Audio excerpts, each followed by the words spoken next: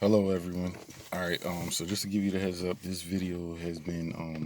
material for this video has been prepared, so that way I can stay on topic, and also because there are some articles that I want to present to back up some of my statements in this video. All right. So basically, it seems like I can't jump on social media without coming across the topic of the wall that Donald Trump wants to build along the Mexican U.S. border. And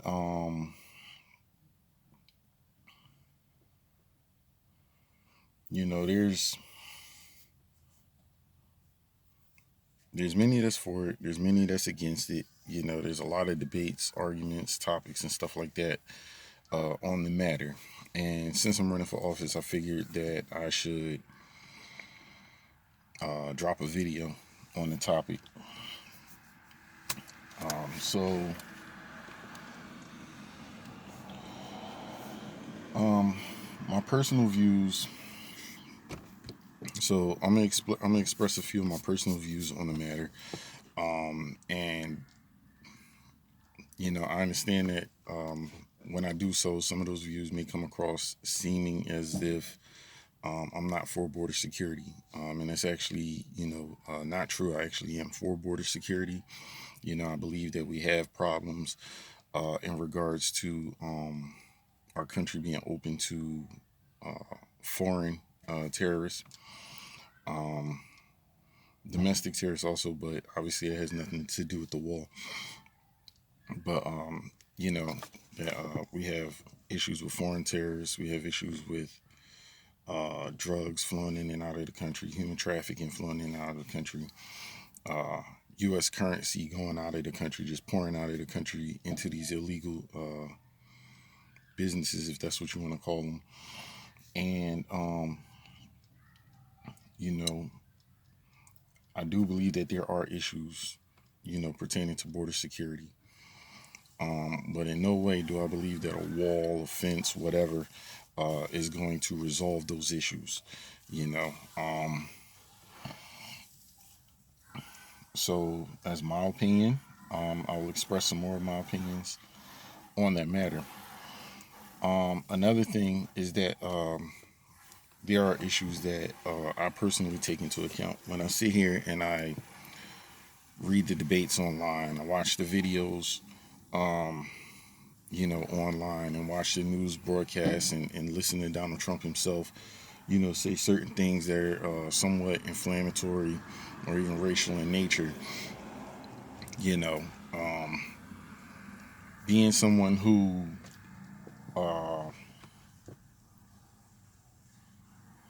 who has been, judged because of the color of my skin or mistreated because of the color of my skin, and have experienced prejudice and racism and all that stuff. When I start hearing things that sound familiar like that, yeah, it's going to capture my attention. And I mean, if I know that there's a big argument about, you know race baiting and all this and that, but I mean, if you never experienced it, that how can you sit here and try to downplay it when someone who has experienced it, recognizes the signs. And I know there's going to be those people that's like, oh, he played the race card. Yeah, I'm playing the race card. I'm going to play that card, not necessarily in the way that you think I'm gonna play it, but it's definitely being played. Again, I'm a straightforward dude, so just expect to hear some things. Um, Now, personally, there's two main reasons why I don't support the wall down at the U.S. border, or U.S. Mexican border. I don't support it. One reason is the racial aspect that's behind it. I'll get into. I'm gonna get more into detail in that in this video. I'm gonna try to kind of try to speed things along a little bit because I don't have that much memory to record this video on my phone.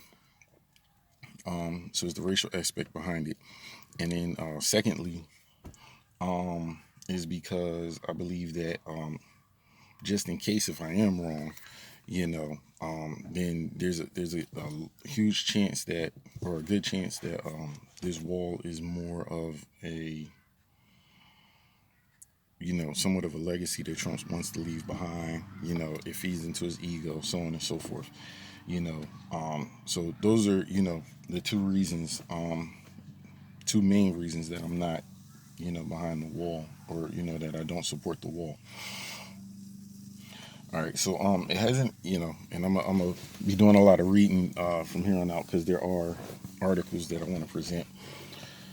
All right, so it hasn't escaped my attention that the focus of illegal immigration is primarily on Mexicans and people from south of the border.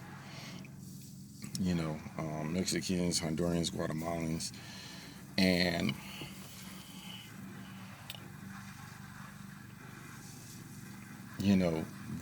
there's a large population of illegal immigrants in the United States, a huge population. But for whatever reason, the focus seems to be mainly on Latinos, mainly those from south of the border, from Mexico and down. Wait a minute, aren't there, illegal immigrants, all throughout the U.S., illegal immigrants from all over the world that are residing here in the U.S. right now? I haven't seen a mass rounding up of Asian illegal immigrants. I haven't seen a mass rounding up of Canadian immigrants, or European immigrants.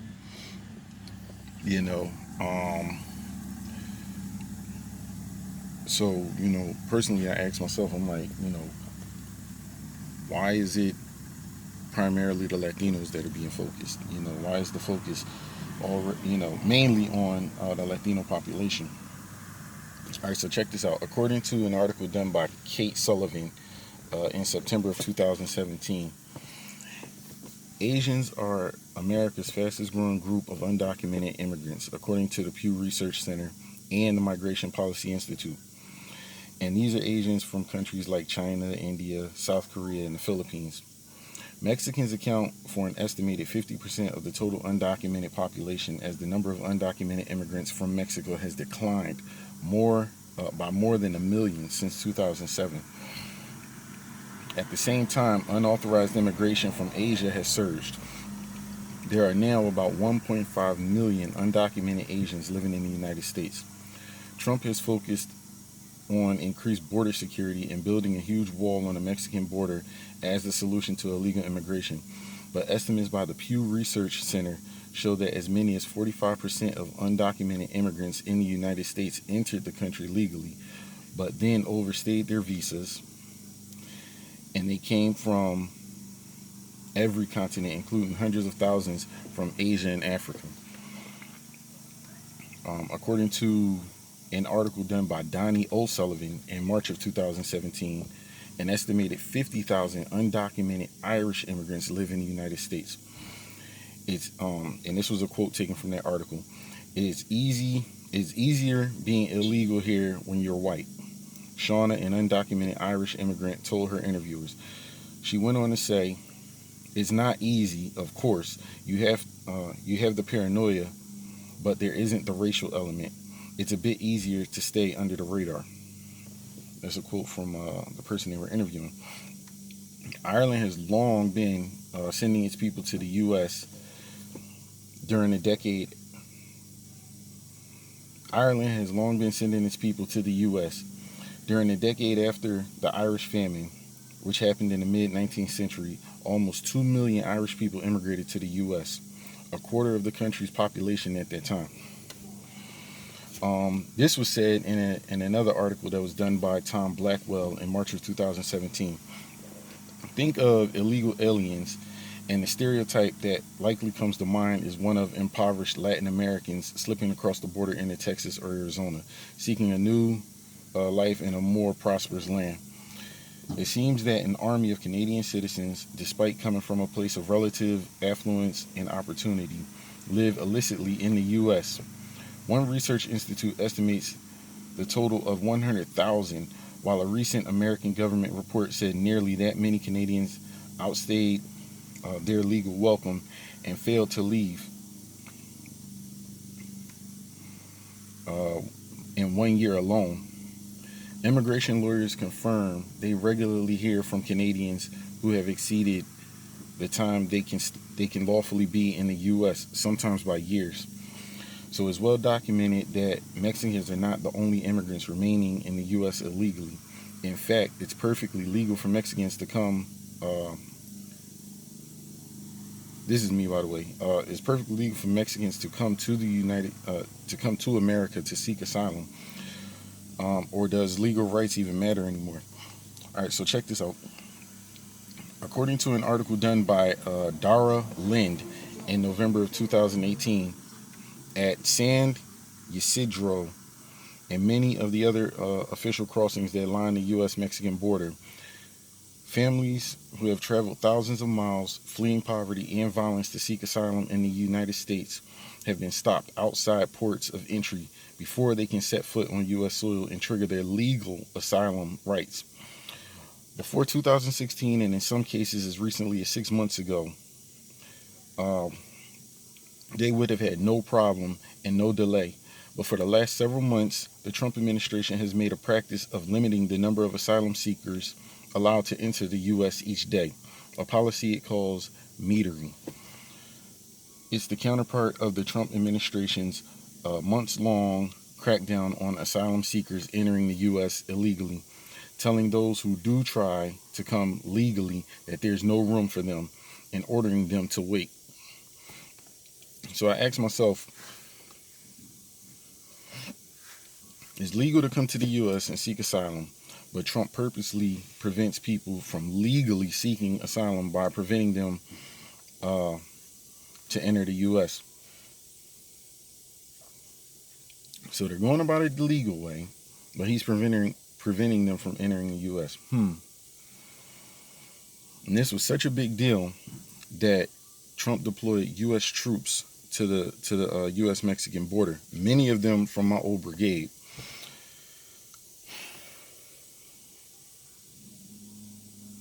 So we deployed U.S. troops to stop people who were trying to go about legally entering the U.S. And this is only being done to Latinos down there on the U.S.-Mexican border. Think about that. Trump will have you to believe that they are a threat to the national security and or the safety of yourself and your families. As he is well known for doing, Trump has used inflammatory speech which has generated hatred and fear. He goes on the record of saying, and this is a quote from him himself, when Mexico sends its people, they're not sending their best. They're not sending you. They're not sending you. They're sending people who have lots of problems, and they're bringing those problems with us. They're bringing drugs. They're bringing crime. They're rapists. And some, I assume, are good people.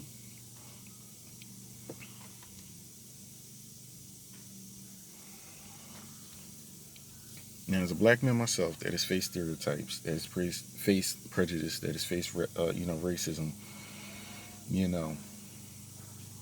this tone of speech is very familiar to me. Prejudging people and dehumanizing them, so on and so forth. This is very familiar to me. So what I want to do is I want to take what he said and basically debunk his claims. So I'm gonna start with his comment. They're bringing drugs. All right, so it's true. It is true that there are some drugs that come through that are brought into the country from certain migrant or from some of the immigrants crossing into the border. It's true. However, it's a very, very small amount compared to the vast majority of drugs that are brought in other ways.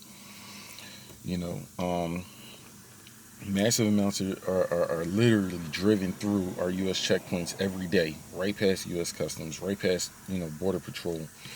They catch what they catch, but for every little bit that they catch, so much more passes through. You also have drugs that are flown in. These cartels have semi-submersible and fully submersible submarines that can literally drop that stuff off anywhere along the coastline, or in the bay. We're familiar with the planes that have been used to fly the drugs in, to airdrop the drugs in. You have go fast boats. There have even been documented reports of people parachuting that stuff into the U.S. I mean, basically, if you can imagine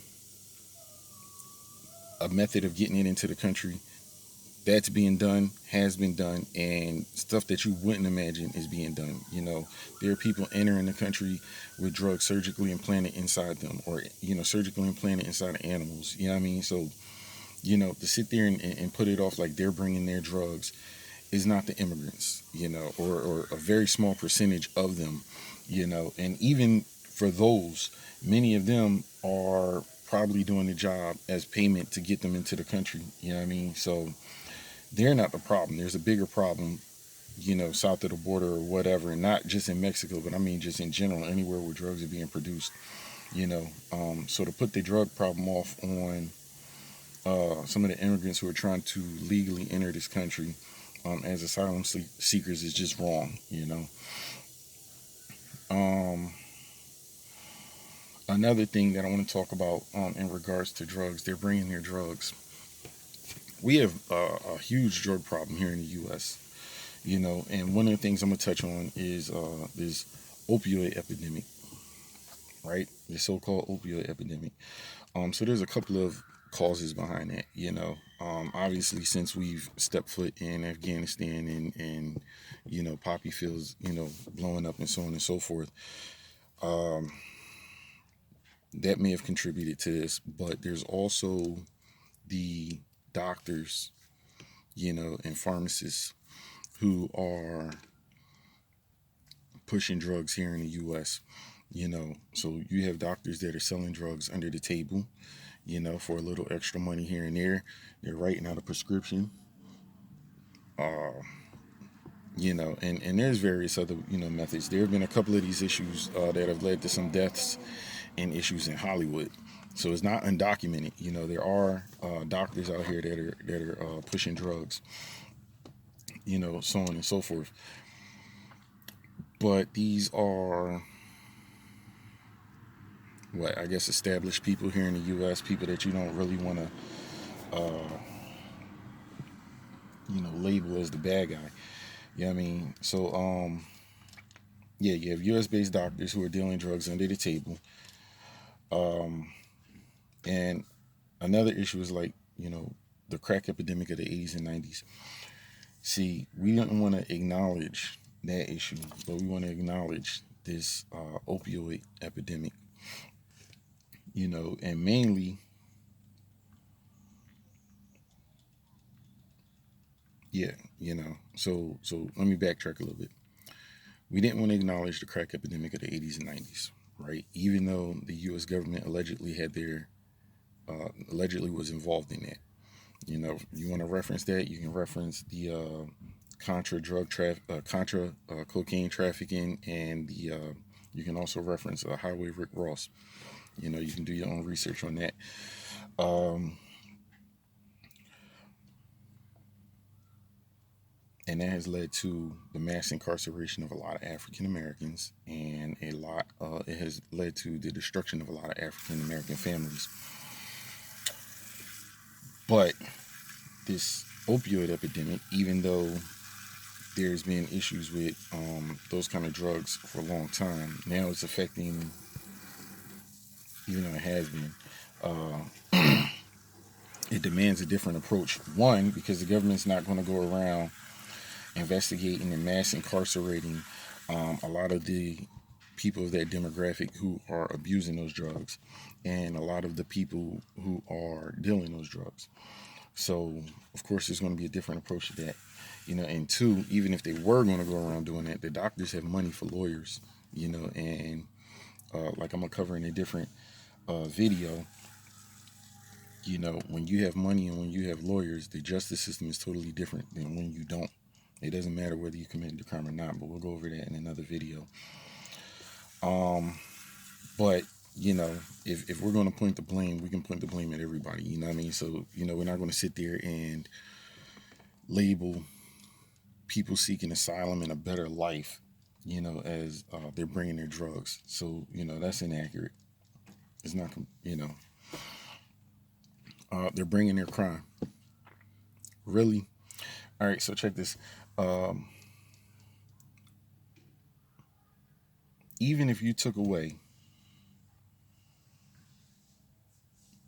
the Latino population that's incarcerated, the U.S. has the largest prison population in the world.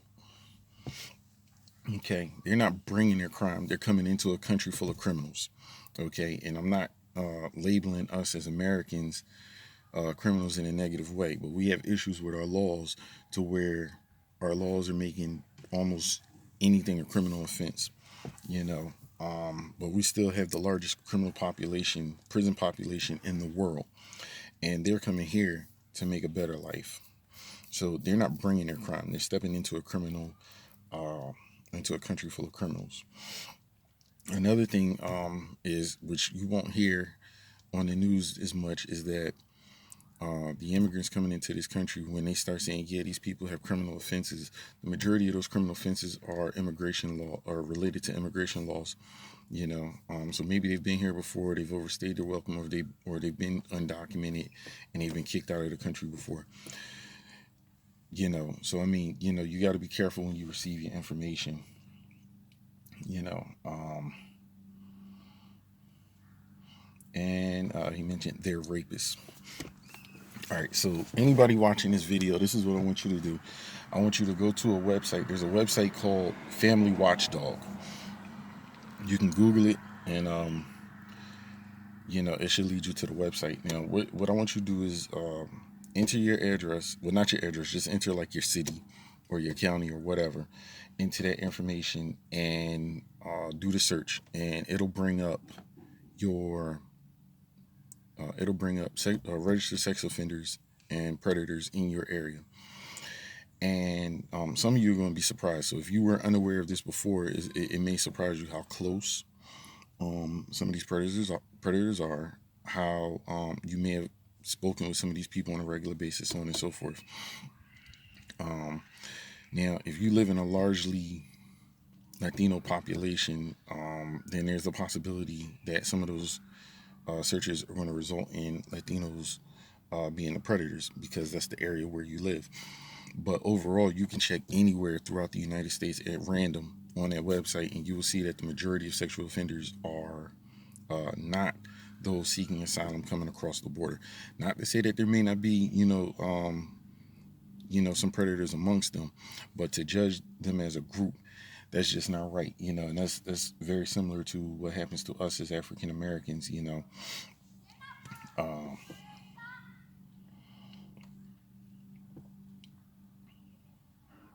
and also, I just want to point out, if you look at those videos or if you look at the website, there's a lot of sexual predators out there, and that's another issue I want to bring up later on in another video.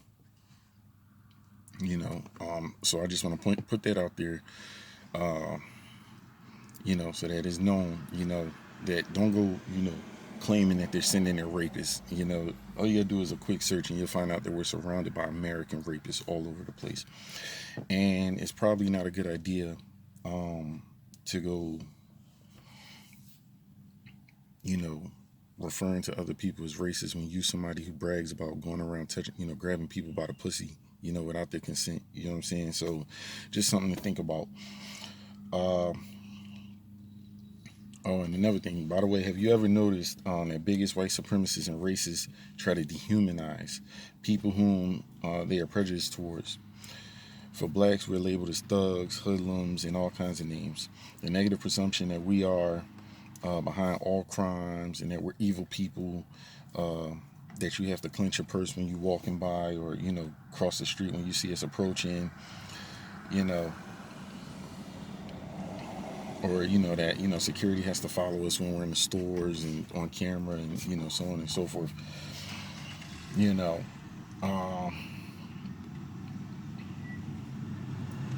yes, there are examples of black people who steal and so on and so forth, but there are also people of other ethnicities and races who do exactly the same thing, but the selective group is kind of programmed in your psyche to think about certain people a certain kind of way.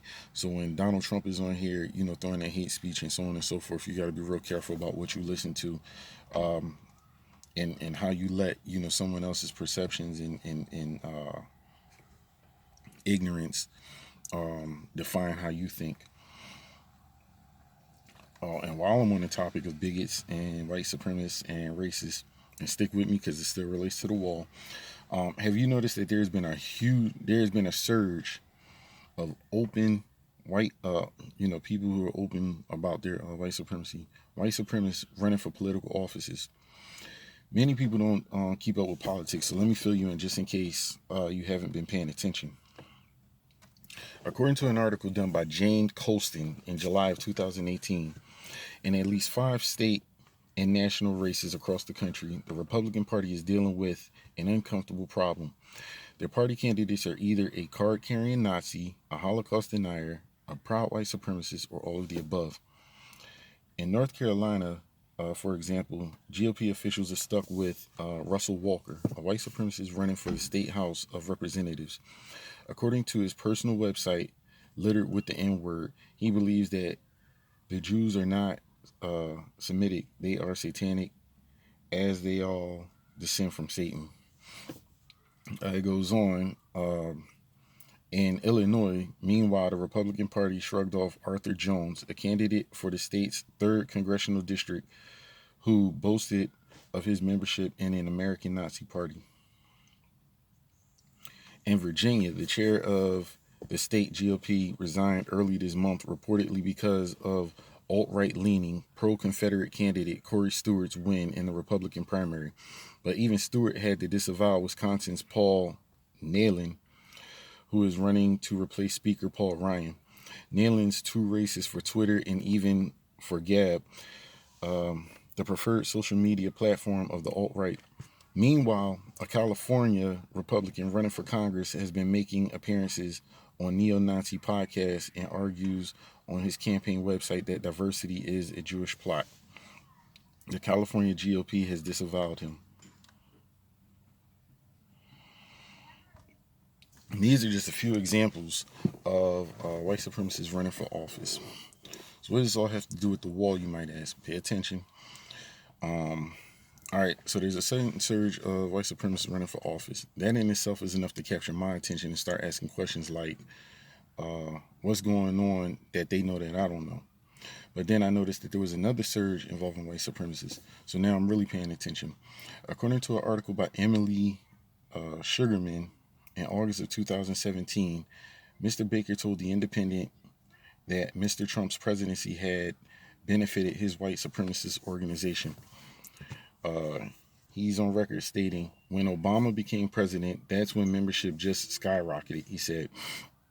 And now that Trump is president, it seems like it's getting even better because more whites are starting to be more proud. According to another article, this one done by Colin Delada in January 2016, but these occupiers, who have also been called militants, extremists, freedom fighters, and terrorists, are not the first armed group we've seen to do this over the past few years, referring to an incident at the Mueller National Wildlife Refuge in Oregon. In fact, the number of so-called militias in the U.S. shot up after 2008 election of President Barack Obama. The article goes on to say the number of anti-government groups climbed from 149 to 512 between 2008 and 2009 and peaked at 1,360 in 2012. In 2014, the latest year of which the SPLC has data, 874 anti-government groups were still in existence, 23% of which qualified as militias, anti-government groups that undergo weapons training. Now, this is just from 2 articles. I was already aware of the surge of white supremacists joining groups like the Ku Klux Klan after Barack Obama became president, but why? A single black man becoming president of the United States in itself wasn't enough to warrant such an increase of domestic terrorist membership, right? And it definitely shouldn't have been enough to cause such a surge in white supremacists to try to fill up political offices and creating armed militant groups. I'm no chess master, but I know when pieces are being put in place in preparation for something. But why? So I dug deeper. I infiltrated a few social media hate groups. Um,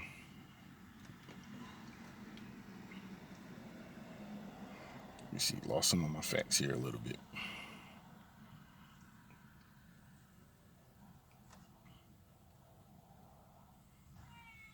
Yeah, all right. So I've infiltrated a couple hate groups, and some of their concerns were uh, there's a legit concern about becoming a minority, about white people becoming a minority.